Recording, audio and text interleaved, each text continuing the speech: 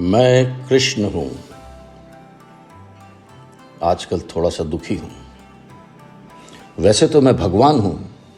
दुख, चिंता, क्रोध, ईर्ष्या जैसी स्थितियां मेरे पास तो फटकनी ही नहीं चाहिए, क्योंकि यही तो सारे संसार को सिखाता आया हूं। मगर अंदर की बात यह है कि मुझे भैया राम से थोड़ी सी जलन हो रही है।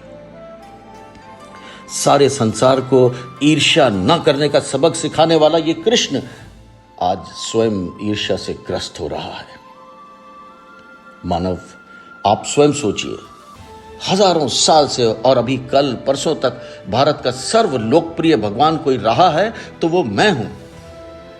न केवल भारत, सारे विश्व में मेरे नाम का डंका है। और आज लाखों करोड़ों मनुष्य अयोध्या की ओर ऐसे देख रहे हैं मानो मुझे भूल चुके हों। मैं स्वयं राम भैया का अत्यधिक आदर करता हूं, उनकी आराधना करता हूं। उन्होंने पिता की एक आज्ञा पूरी करने के लिए राजपाट त्याग कर 14 वर्षों का वनवास स्वीकार कर लिया। वो तो हर तरह से मर्यादा पुरुषोत्तम थे। लेकिन मुझे तो जन्म से ही अपने मां बाप से अलग कर दिया गया। यशोदा मैया और नंद बाबा ने मुझे असीमित प्यार दिया, इसमें कोई संदेह नहीं। किंतु हृदय की वो पीड़ा 100 वर्ष के वनवास से भी अधिक है। राम भैया और मेरी परिस्थितियों में बहुत अंतर है। उनके त्रेता युग में खलनायक भी रावण जैसा शिव भक्त होता था। तब रावण जैसी नकारात्मक शक्ति के परिवार में भी विभीषण और कुंभकर्ण जैसे संत हुआ करते थे। तब बाली जैसे खलनायक के परिवार में भी तारा जैसी विदुषी स्त्रियां और अंगद जैसे सज्जन पुत्र होते थे। और सबसे बड़ी बात, तब हनुमान हुआ करते थे।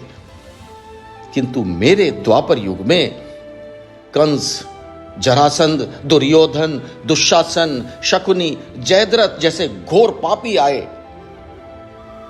उनकी समाप्ति के लिए मुझे छल का प्रयोग करना पड़ा, क्योंकि पाप का अंत आवश्यक है मानव, वो चाहे जिस विधि से हो।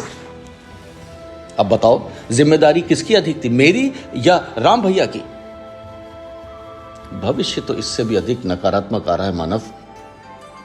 कलयुग में तो इतने से भी काम नहीं चलेगा। तुम देख ही रहे हो, यहां मनुष्य को कृष्ण से भी अधिक कठोर होना होगा, नहीं तो धर्म समाप्त हो जाएगा। भगवान राम से ईर्ष्या कदापि नहीं मानव, मैं तो मजाक कर रहा था। समझ लो, ये मेरी एक और लीला थी। चाहे राम भैया हो या मैं, सब कुछ ईश्वर के भरोसे छोड़कर बैठना मूर्खता होती है मानव। हम स्वयं कुछ नहीं करते, सब कुछ मनुष्य को ही करना पड़ता है। हम तो केवल साक्षी हैं, और तुम्हें सिर्फ यही समझना है। जिस दिन सब ये समझ गए, अधर्म होगा ही नहीं। खैर, बात लंबी ना हो, अंत में यही कहूंगा कि चाहे राम भैया की प्राण प्रतिष्ठा हो या अयोध्या में रामलला का आगमन, ये मानव इतिहास का एक अत्यंत सराहनीय कदम है। निवेदन मात्र इतना है कि इस प्रक्रिया में अपने इस मुरलीधारी कन्हैया को भूल मत जाओ।